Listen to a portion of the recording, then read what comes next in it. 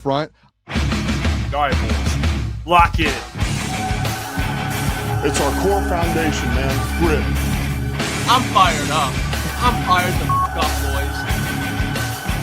It's pumping right now. It's got my juice pumping, boys.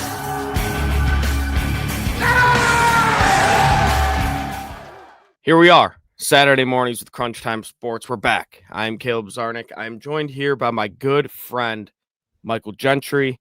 Gentry, it was a busy week for me. Had a lot going on, a lot of work, a lot of Detroit Pistons basketball. How was your week, my friend? It was good, Caleb, but wasn't better than waking up this morning to do the show with my good friend Caleb. And yes, the Pistons, another unreal dub last night. So I know we'll talk more about that, but unreal.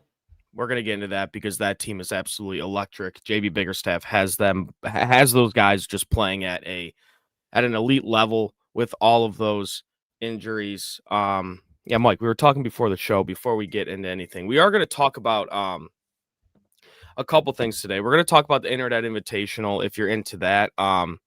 That was honestly like the best piece of golf content like I've ever seen be put out on YouTube. So I want to make sure to talk about that for a little bit. We're going to talk about Scott Boras, on Tarek Skubal. We're going to talk some Lions Eagles. Obviously, we're going to talk some Pistons. So we got a packed show for you guys today. But yes, sir. Mike, let me tell you this. Last night, get home from work late. Don't really have anything in the fridge. My roommate's chilling on the couch. He's like, let's go to Outback Steakhouse.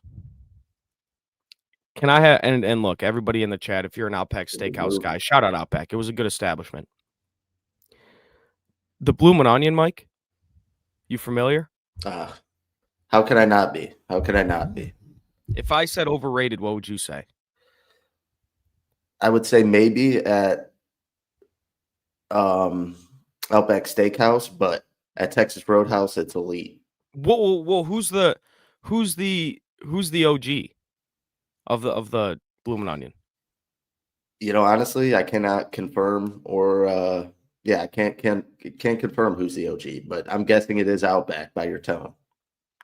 Yeah, well, I had it last night, and it was, look, I had a good meal there. I had a good ribeye steak, but the Bloomin' Onion was really underwhelming. But it got my belly full. So I mean, it got the job done. Mike, Internet Invitational yesterday. Hold on, Steve-O baby, I got a Golden Corral has great steak. Steve-O baby, what are we doing? Whoa. Golden Corral. What are we doing here? Come on. Look, hey, if I'll take your word for it. But I don't know. Internet Invitational. If anybody watched that, it was a combination of kind of like a Barstool and Bob Does Sports. If you know Bob Does Sports, they make amazing golf content. It's Bobby Burger or Bobby Fairways, whatever you want to call him. Fat Perez, who's not really Fat Perez anymore. He's kind of Skinny Perez, which is crazy. Perez. And Joey Cold Cuts, all those guys. They put on, it was a 48-man kind of content. It was like a 48-man YouTube golf tournament. The winner gets $1 million, or I guess 3 people split $1 million. It just finished up. What was it? 2 nights ago, Gentry. Yeah. That was the single, maybe best 6 YouTube videos I've ever seen. Honestly. A couple, because I know you were tapped in. A couple questions I want to ask you about it. We'll be pretty brief on this because I don't know if everybody's seen this. I wanted to talk about it though. Yeah. First thing, the rangefinder thing.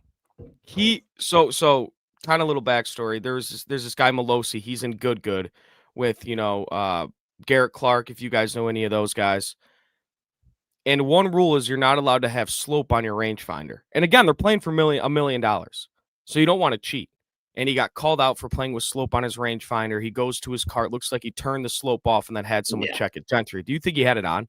Because that is complete bullshit if he did. Yeah, no, I think 100% he did. And then, like just the whole story of everyone coming up to him and saying it. And I don't know. It's tough at that point in time during that tournament to even, do something about it. But I definitely think he did have it on. What about you? Yeah, I do. And I think it's complete bullshit. And I know he swore to God and stuff and everything, which is on dude. If he's lying, like that is crazy because you're playing for $1 million. You can't cheat. Then Paige Spronick, by the way, thumbs up, Paige Spronick.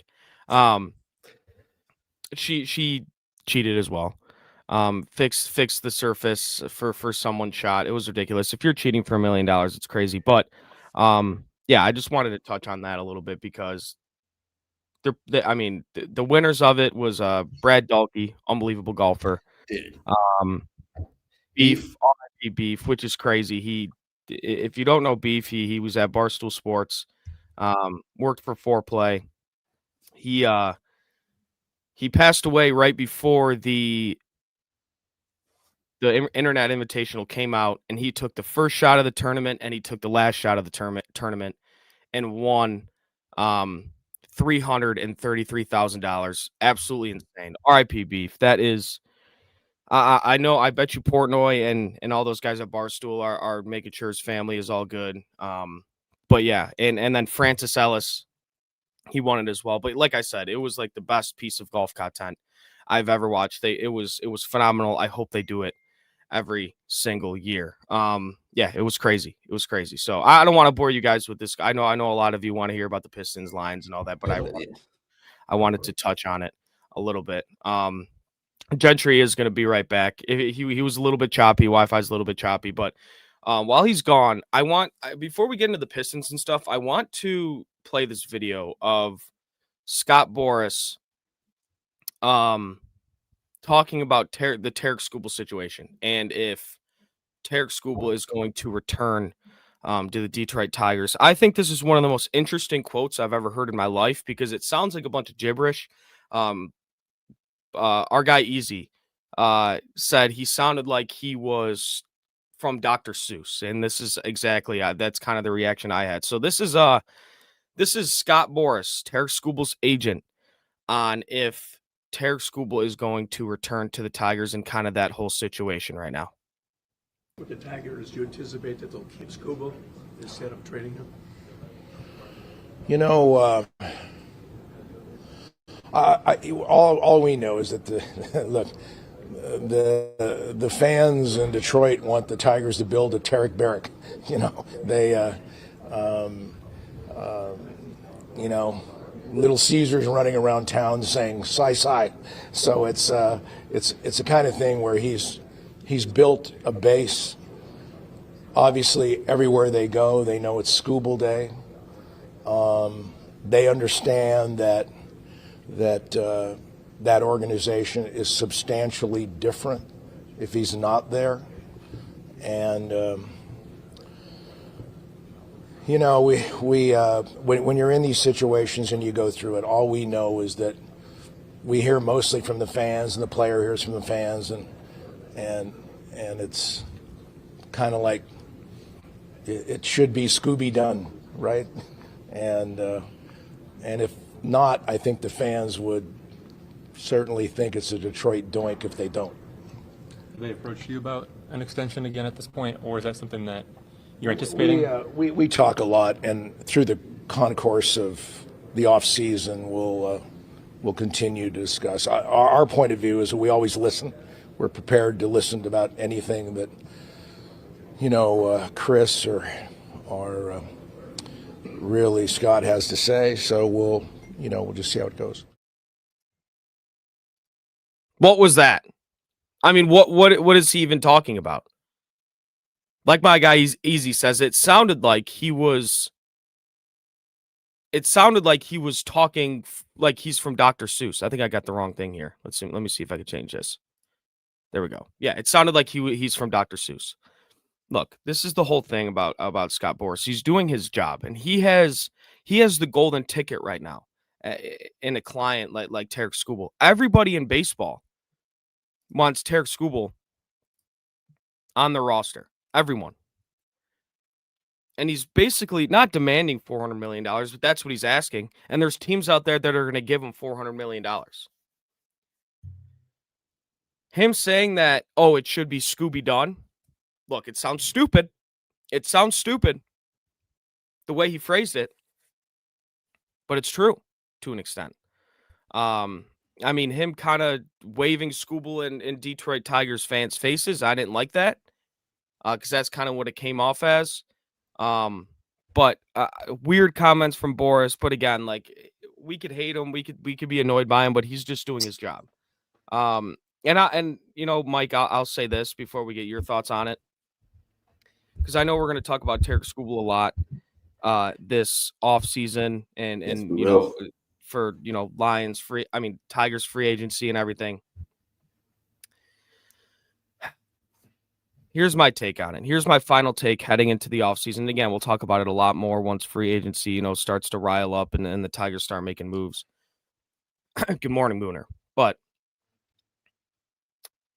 come the trade deadline next year, whether we trade him before winter meetings or we trade him in a couple weeks, I don't think Tarek Skubal is going to be a Tiger past this year or past the trade deadline. There's just nothing the Tigers can do. They're not going to give him the $400 million that he wants. They're not. And they're going to look at the best options that's best for the team, since they're not going to be able to retain him. You know, you see in here, Coach Walk says the Mets and Cubs want him really bad.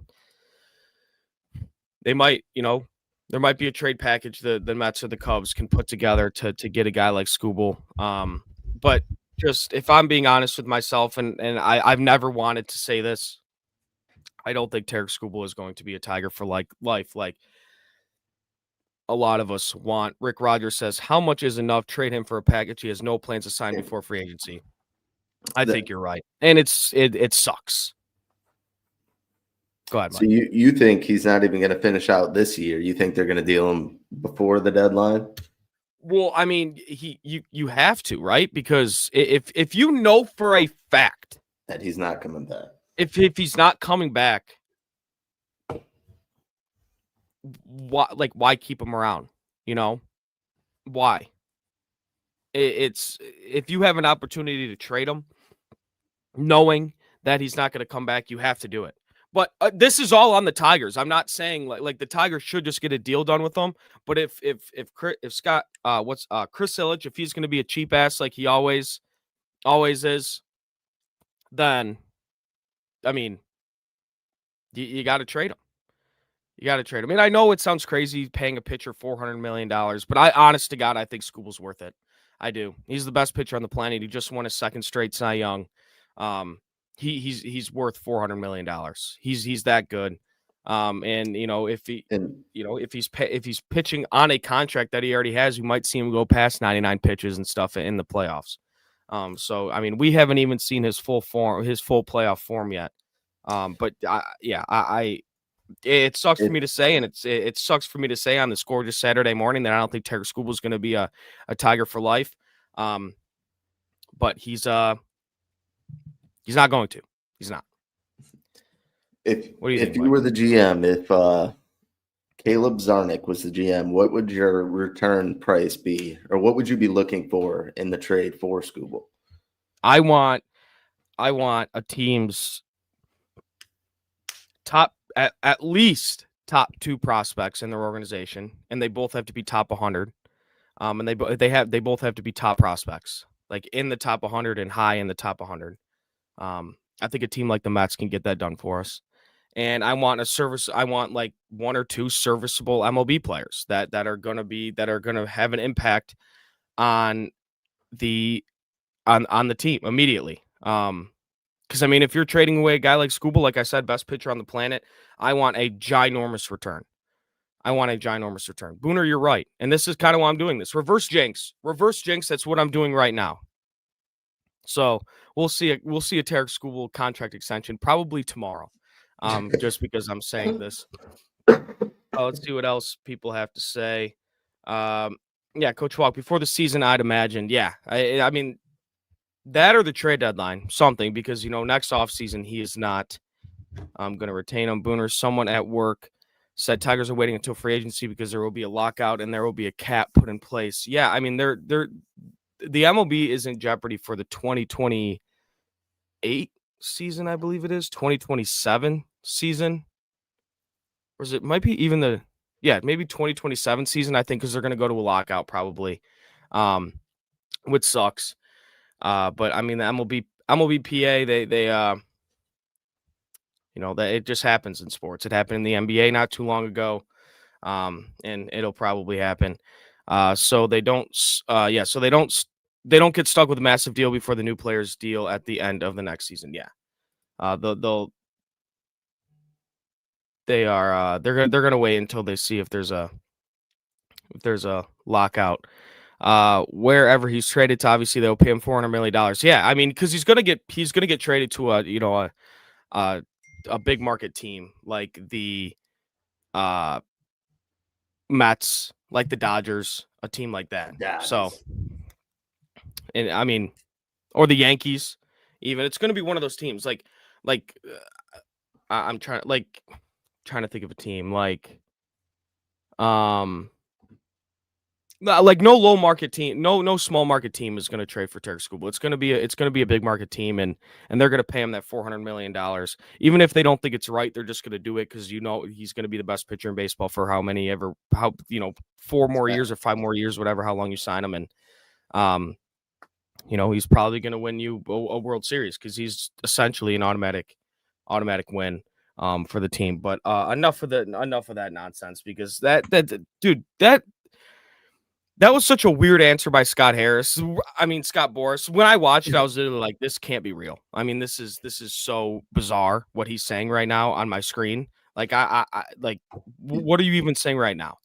The funny part about all that is, that he came up with that in his head beforehand. And was he thought it was waiting to let that go. He was waiting. He thought it was hilarious. Yeah. He thought it was the funniest thing, maybe of all time. And it pissed me off. So if that's what he was trying to do, if he was rage baiting like the kids say nowadays, Mike, he did it pretty successfully. But let's talk about a competent team right now. The Detroit Pistons are winners of 9 straight. They're winners of 9 straight. They're 11-2. They're first in the East right now. Just a huge win against Philly last night. Again, without Cade Cunningham, without Ivy, Tobias, Duran, Stu, Sasser, you name it. Nobody was playing last night. Oh, so no, Stu did play last night, and it was great to see him back. But just the fact that they're able to win these games, Mike, without basically their whole starting lineup and key rotational players, just shows the resilience of this team, and just shows how well of a job JB Bickerstaff has done. Detroit basketball changed. Everything about it changed the minute they signed JB Bickerstaff, the culture, everything. And it's showing right now during this win streak that, usually, if teams go on, a 5-game heater and then a guy like Cade Cunningham goes out, they're going to lose a couple games. Yep. But these guys coming off the bench, you talk about a guy like Dennis Jenkins, you talk about a guy like Duncan Robinson, who has really stepped up. B-Ball Paul, Mike. B-Ball Paul. I mean, dude, he is like, and me and you have talked about him a lot before because he got a lot of minutes in the Knicks series last year because of the Stu injury. Last year, it was like you see 2 really high level plays out of B-Ball Paul, and then you see one just horrendous play out of him. This year, it's not like that. He is playing very, very good basketball on both ends of the floor, Mike. Yeah. Me and my buddies were talking about it. He has the craziest bag for a big man because some of the highlights you see him having are just unreal, dude. And we were kind of talking about it yesterday. When a guy like that's playing so good and he's making such an impact, I mean, he almost had a double again last night, and he didn't even close out that game. How do you keep a guy like Paul Reed, even though Stu and Duran are playing so well? You got to mix him in a little bit, right? He's just been a difference maker from them. His energy, his defense, his rebounding. Obviously, Stu and Duran have been great, obviously, too. But Paul's been great, man. I don't know how you just cut a guy like that out of the lineup when everyone gets healthy. I don't think they will. And we don't know how long Tobias Harris is going to be hurt for, but if he is, obviously, I think we're going to get the 2 big man lineup with the Stu and the Duran at the 4 and the 5, and then Paul Reed's going to be the first big man off the bench. But you're right. Even when Tobias Harris is healthy, I don't know how you take away Paul Reed's minutes because he has been nothing short of remarkable for you, this past week or so. You talk about that bag. You want to talk about a Euro step, Mike? This guy's The one Euro with- step oh my is God. ridiculous, dude. It's like prime Harden. I mean, B-Ball Paul is, and I think it was who said it? I think it was Zarek, a friend of the show. We've had him on the show before. He said Paul Reed might be the best third string center in NBA history, which is a very true thing that we are watching right now. Yeah, He's been definitely. unbelievable. Mike, another guy who's been absolutely unbelievable. A guy who's had a wild story, wild ride up to the NBA. Dennis Jenkins. These past 3 games, excuse me. Dennis Jenkins, 36.5 minutes per game, 20.3 points, 7.5 assists-ish, 5 rebounds, and he's shooting 56% from 3. I mean, he's been unbelievable, Mike. Yeah. He is everything that you've wanted him to be. And there was a big conversation, coming into the year with the Ivy injury and the Sasser injury. Who was going to be that guy coming off the bench that was going to run that second unit? We found our guy right here in Dennis Jenkins. Levert has done a pretty good job. Asar staggering with Kate has done a pretty good job. But you want to talk about not being able to take minutes away from a guy? It's Dennis Jenkins. Yeah. He hit that. And you don't say this often, but that half-court shot he hit yesterday was like the biggest momentum swing I have seen in a long time. Because the Sixers were going on a run, dude. They were up like 12. Dennis Jenkins hits that half-quarter, and the Pistons just took off in the fourth. Mike, what do you think about Dennis Jenkins this past week, honestly? I think he's been unreal. I mean, him being able to space the floor, move the ball around, like averaging almost 8 assists in his first 3 games. And we're not even going to talk about, what he did the other night in the fourth quarter. So he's just been unreal. And that kind of raises some questions like you brought up with Sasser. Like, what do you do with a guy like that when, you've seen what Dennis Jenkins can do? I think this team's going to have so many questions, Caleb, when a lot of these guys get healthy. When I seen Coach Walk brought it up, like, I bet if Beasley is cleared, they sign him. Like, with the way this second unit is actually playing and guys are stepping up, like, I think there's a real chance that, like, they don't even need Beasley. Like, if everyone gets healthy, I don't know. Duncan's playing well. Levert's playing well. You're seeing what else you got on the bench. Don't get me wrong. I love Beasley and whatnot, but I don't know, man. They have a lot of guys on the second unit and a lot of guys on this team that are stepping up and earning, their role on this team. Yeah, well, that's something I thought about yesterday too. Not necessarily yesterday, but the past couple days in terms of Malik Beasley, because you said it, Steve O'Baby said it. Duncan has been playing lights out as well, and essentially, I think you're going to get the same type of game out of Malik Beasley and Duncan Robinson. But going into the playoffs and going into these big games, I don't think you could have enough shooting. So that is true. If you add Malik Beasley to this team, yeah, where does he fit? Where does he get his minutes from? But I mean, this is a guy that was second in the NBA in all of in 3-pointers last year. I mean, he's a sharp shooter and he was a culture guy for us. A really good veteran. I'm curious to see if they bring him back. But yeah, this is a good problem. The Pistons have a good problem right now where they have too many good players. Too many guys that are able to play NBA minutes, and they got to plug and play and see how we can get these guys all playing. And Coach Walk said it. I hate this, but Ivy is the odd man out. They proved they could win with Jenkins, and he is from St. John's, so he plays defense. Yeah, I mean, if you're coached by Bettino, you're going to play defense. But this is interesting, Coach Walk. I think there's going to have to be some difficult conversations. Obviously, we got to see what Ivy brings to the table when he comes back. If he's able to play alongside a guy like Cade Cunningham, or he could just play the 2 and play some short minutes, and then Dennis Jenkins, is the 6th man, comes off the bench, and takes a lot of those minutes at the 2 or the 1 with Cade on the floor. I mean, yeah, but I mean, if you're Ivy, it's like, man, I need to come back because these guys are hooping right now. Like, this is tough, but. Again, it's a good problem for the Pistons to have that they have so many guys that are just playing out of their minds right now. But I mean, Mike, you bring up Sasser. I was a Sasser guy I was Through too. and through, I was a Sasser guy. But we're good. Yeah. We're good. I mean, how do you take away Dennis Jenkins' minutes? You can't. Yeah. Especially when he's just a much better defender.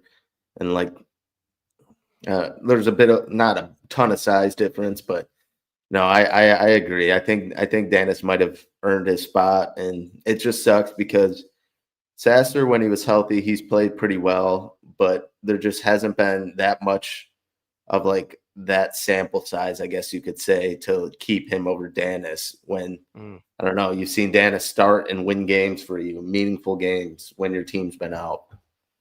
It's tough. Now, I want to talk about this. Well, first, Jay Hart, we have to talk about how this winning streak could last the month of November, the entire month of November. This month's schedule is very favorable and could give us a nice cushion for the future. I know their next game, they get 2 days off, and then they play Indiana at home. And Indiana has been, I know there's the Tyrese Halliburton injury, but they have been terrible. They have been awful. I believe they've won one game all year. Jay Hart, let's take a look at the schedule for the rest of the month of November for the Pistons. They got the Pistons at home.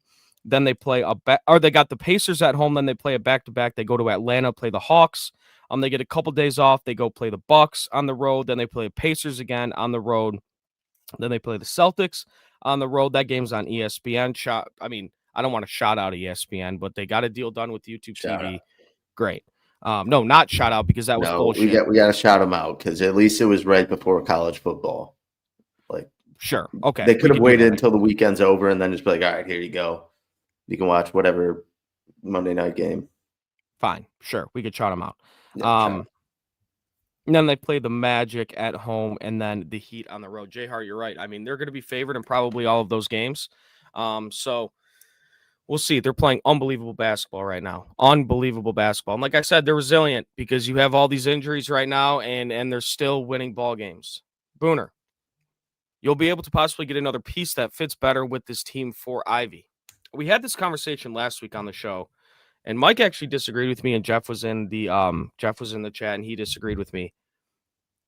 I would not be surprised, and I know Tobias Harris has been a key veteran piece to this team, but if the Pistons, and I don't know if this is how Trajan's going to, run things, if this is how he's going to operate, if they want to make it like a big move at the deadline, it's going to be some sort of package with Ivy and Tobias Harris, I believe. Because we've seen what this lineup can do with the two big man lineup. We've seen what they could do with the two big man lineup with Stu and Duren. With Stu at the 4. That I'm not saying that makes Tobias Harris an odd man out, but it makes him a tradable piece. And then a guy like Ivy, you see all these guards stepping up like Dennis Jenkins.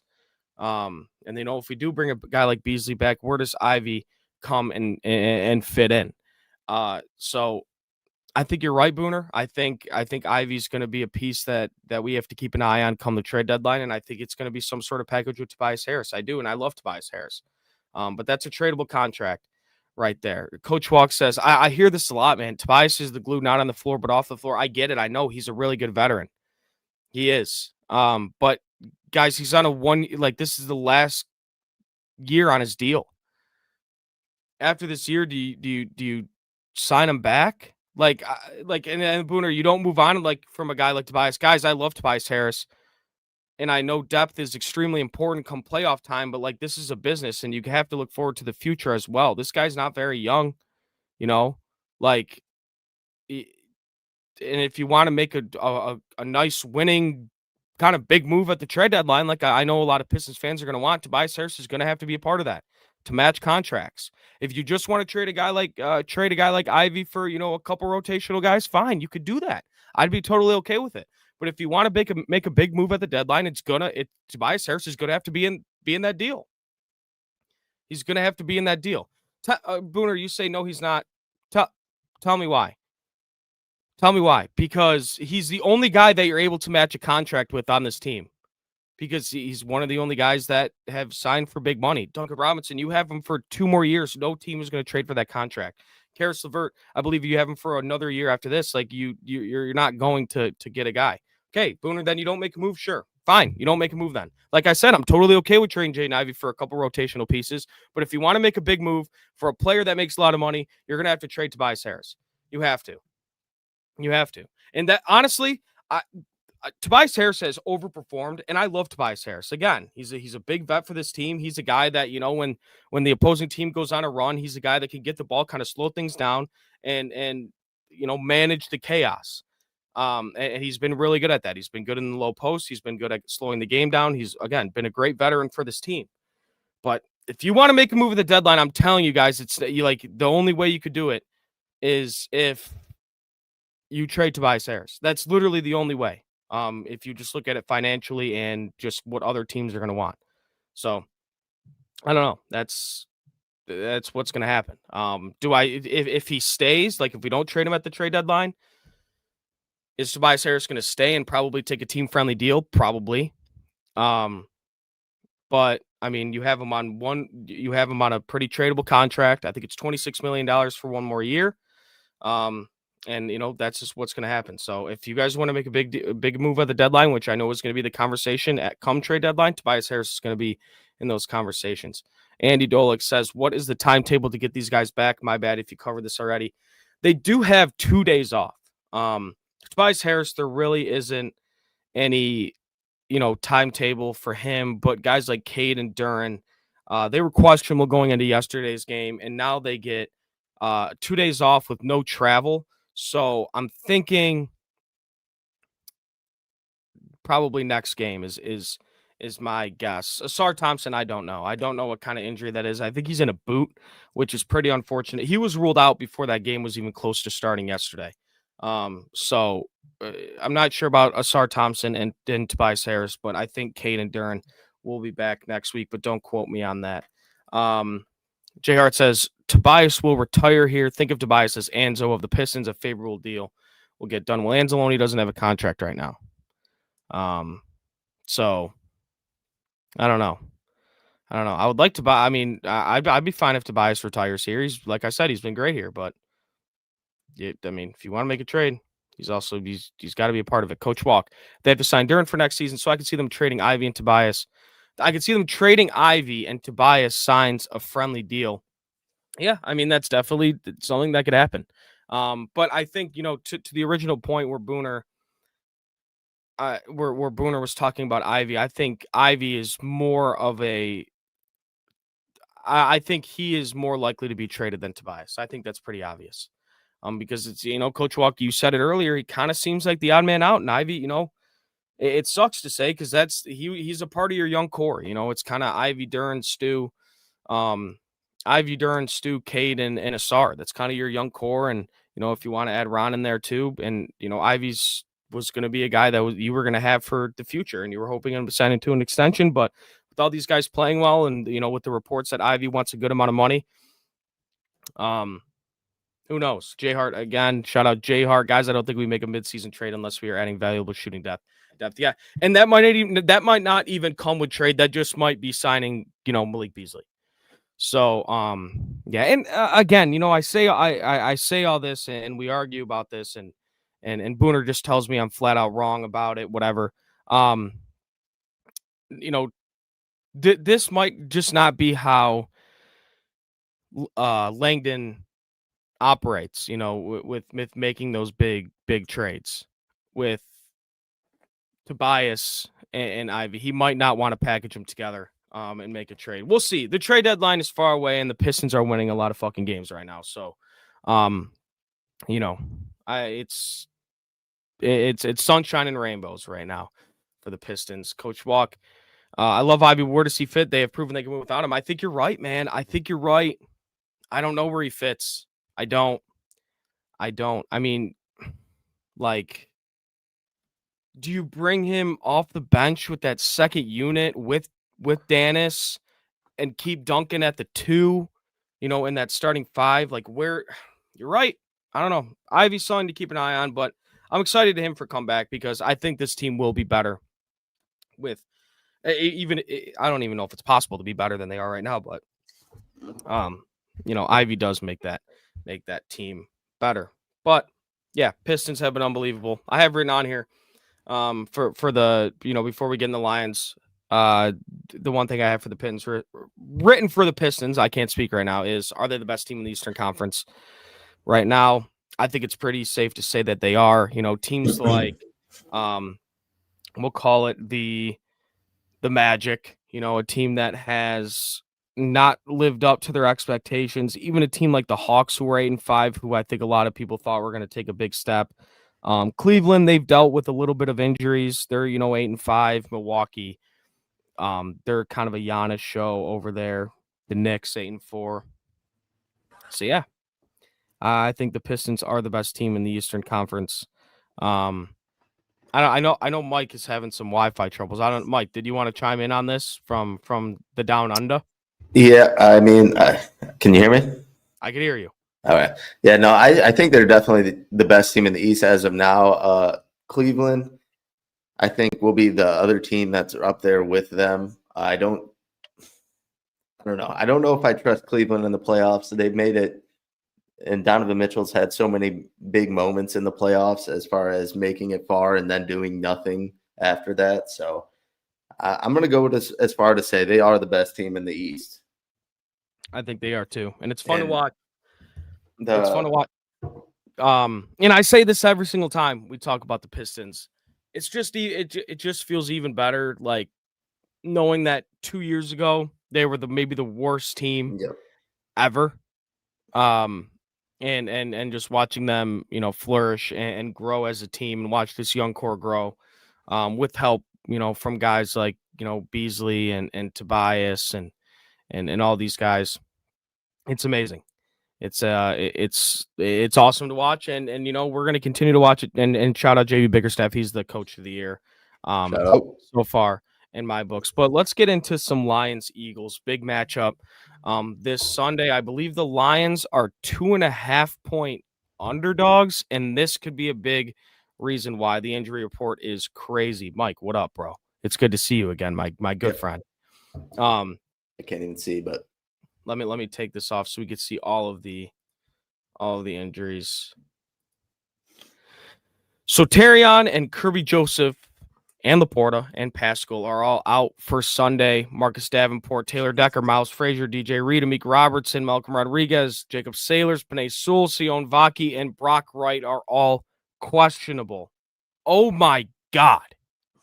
I mean, that is a very extensive injury report, and not an injury report you want to see when you're going against a team like the Philadelphia Eagles. They got the injury bug. They got the injury bug last year, and they have it again. Laporta being ruled out early, that stinks. Terrion with a concussion. Did I miss something about Laporta? Like, I don't remember anything about that. I don't remember him getting hurt last week. I don't.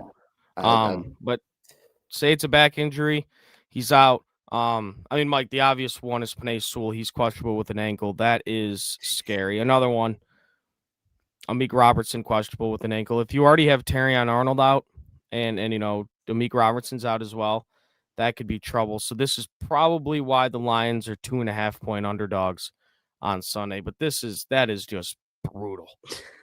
I mean, that is brutal. Yeah. What am I even looking at right now? This looks fake. This looks like it's photoshopped. This is crazy. But yeah, I mean, it's a big game. One thing I am looking forward to this game. Mike, do you want to stay on here? Or you two, can you see me?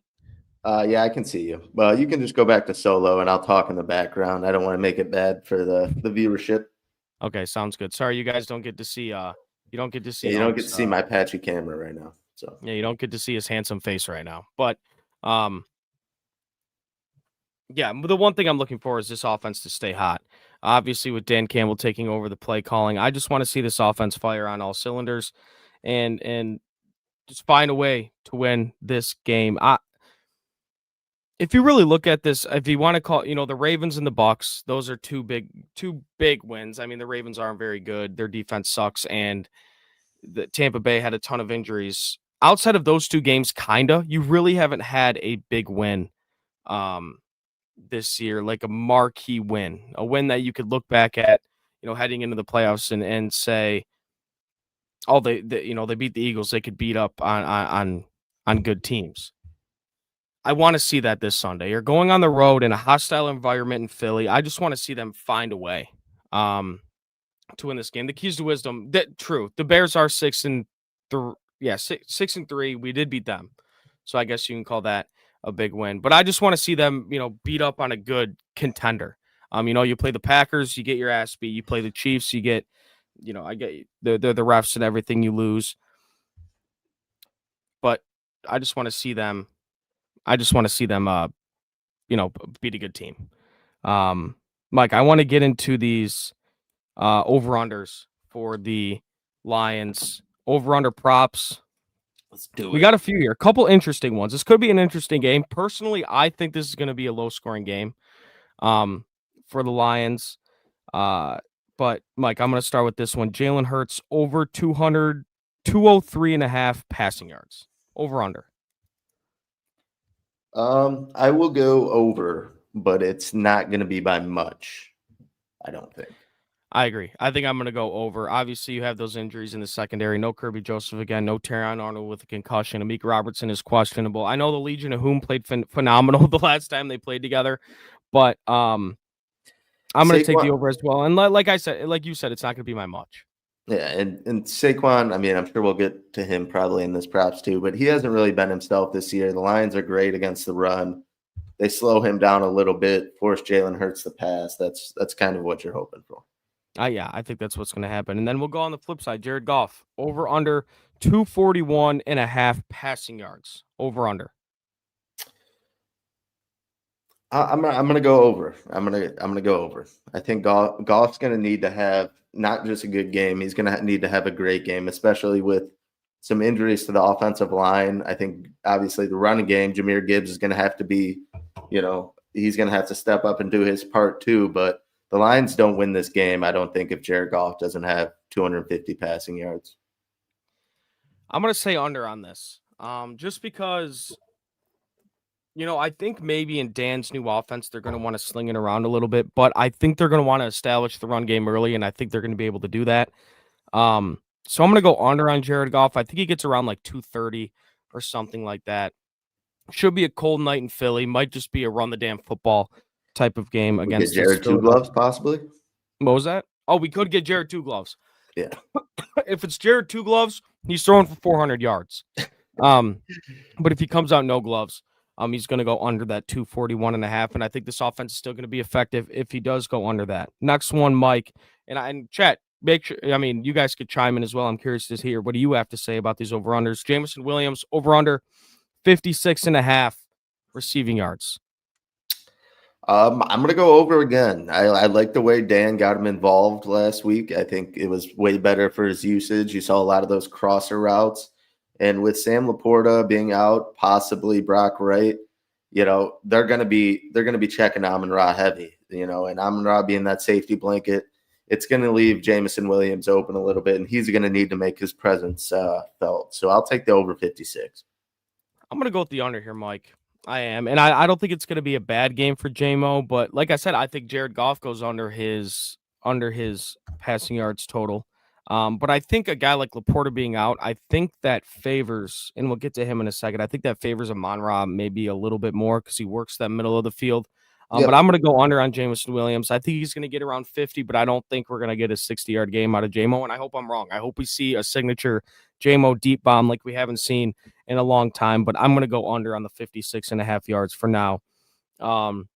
Next one, A.J. Brown, 60.5 yards over under. All right. Well, this is a tough one because, one, we got the backup secondary going, and two, A.J. Brown has been not engaged in that offense. And we know you see him on Twitter having a hissy fit and whatnot. I'm still going to go under on this, Caleb, even with the secondary. I just don't think this team is going to get him the ball enough. He could possibly get that in one catch. Who knows? But with the vibes of the way their offense is going, I don't know. I just can't see this is the week where they just go and get him involved. Like they've waited all this time until they play the Lions, and then, they feed A.J. Brown. Given it is only 60 yards, but I'm still going under. I'm going the over. A.J. Brown is phenomenal against man coverage. Jalen Hurts tends to be a little bit more aggressive against man coverage, and the Lions like to run a lot of man, and they have a lot of, injuries in their secondary. I'm going over 60.5 receiving yards for A.J. Brown. In this one, I'm surprised the line is that high. I thought it was going to be like 50.5 or something, but I guess, the books are just scared to make it a little bit too low, and then everybody hammers it under and he crushes it. Now, this one, Mike, might be my lock of the week. Amon-Ra St. Brown over under 7.5 catches. I'll start with this one. Mike, he's going over. I think he gets 10 or 11 receptions. And you brought it up, the Laporta injury. That benefits Amon-Ra St. Brown. I mean, there's just more targets to go his way in the middle of the field. That's Goff's safety blanket. His safety blankets are Laporta and Amon-Ra St. Brown. And with one safety blanket out, you got to go to the other one. Amon-Ra St. Brown, I might even take alt line 10+ catches for Amon-Ra. I think he has a huge game on Sunday Night Football, and he's going to score a touchdown. Yeah, over under 7.5 catches, Mike. Yeah, I'm agreeing with you on this one. I'll go for the same exact reasoning. No Sam Laporta. There's just going to be some big plays in this game needed, and where Jared Goff is going to get the football on those passing downs. So, I fully expect Amon-Ra to have a big game, and I'm curious to see who they line him up against and how Dan kind of moves him around to avoid all, Quinyon Mitchell or whoever it is, because he's going to be highly keyed in on. So it's important, he has to have a good game. He is. Next one, Saquon Barkley over under 70.5 rushing yards. Mike, I'll start with this one too. He's going way under that. I think he's going way under. Saquon Barkley just hasn't gotten it going this year, and I think that's going to continue this week against the Lions defense. Give me under 70.5 rushing yards for Saquon Barkley. I mean, I don't think you'll ever see a line lower for Saquon Barkley for rushing yards. Usually we're used to seeing like over under 100.5 or something. 70.5, I'm taking the under.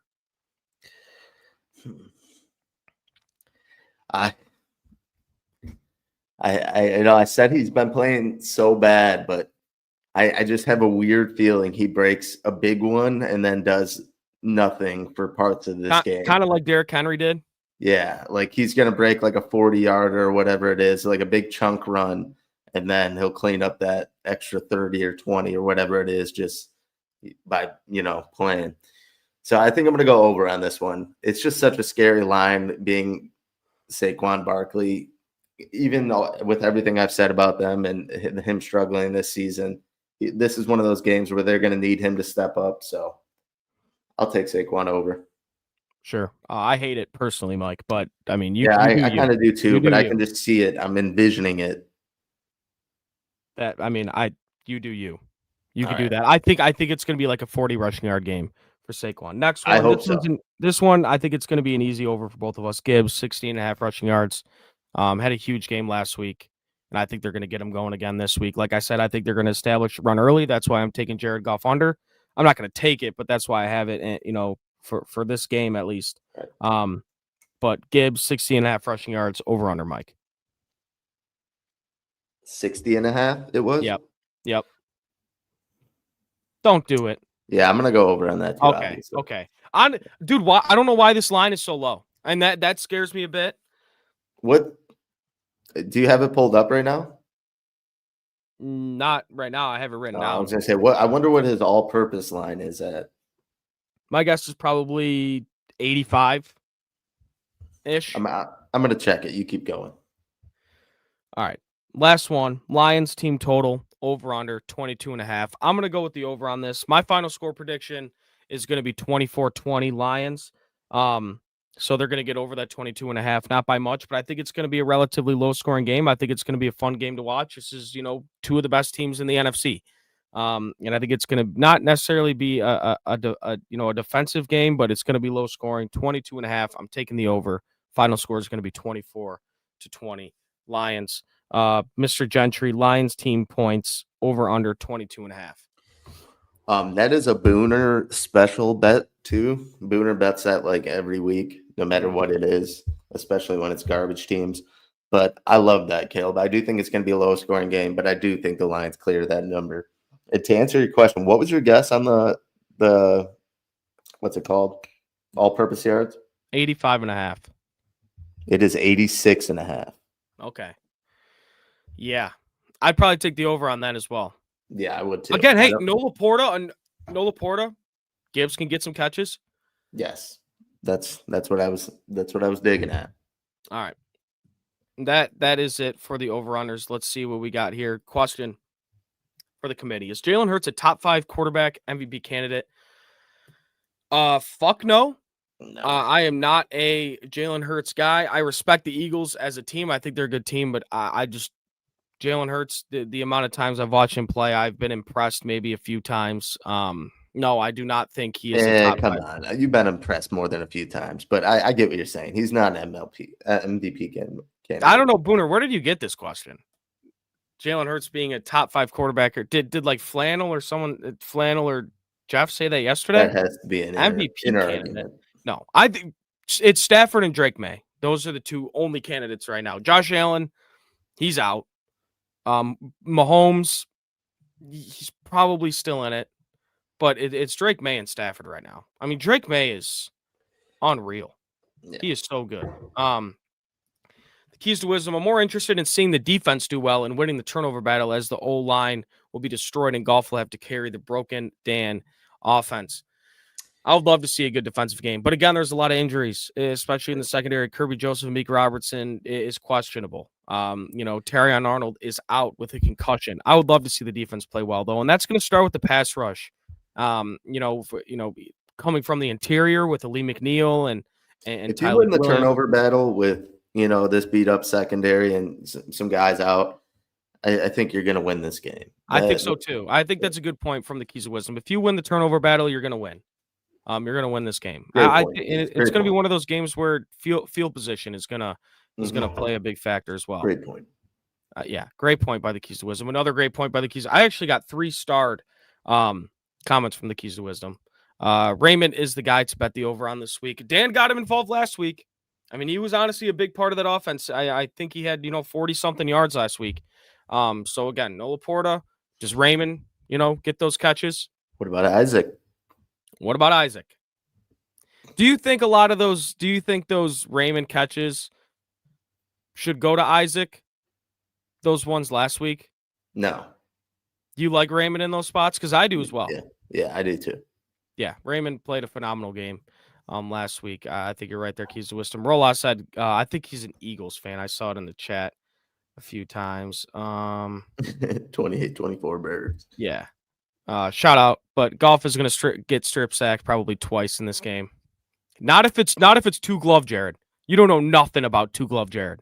Good point. You don't know nothing about 2-glove Jared. Another one from keys to wisdom right here. If they try to establish a run early, this offense falters. They need to try to establish it depends what down and distance they run the ball at. If they're running the ball on like 2nd and 8, that's not going to work. I see what you're saying. You just have to establish a run on, I guess, first downs and put yourself in good positions for, those for second down, getting into those 2nd and shorts and 3rd and manageables, hopefully not even have to get to 3rd down a lot of the time. But mainly, I think you just try to establish a run on first down so you can put your offense in the best situation. Because, when your run game's going, that's when you're at your best. Booner, does 24-20 count as a low-scoring game? Yeah, that was my score prediction. What is the over-under for this game? I got you know what it is, Mike? I'll have it in just a second. It is 46.5. 46.5. Yeah, so I think that game is probably going to go under. A little breaking news here also.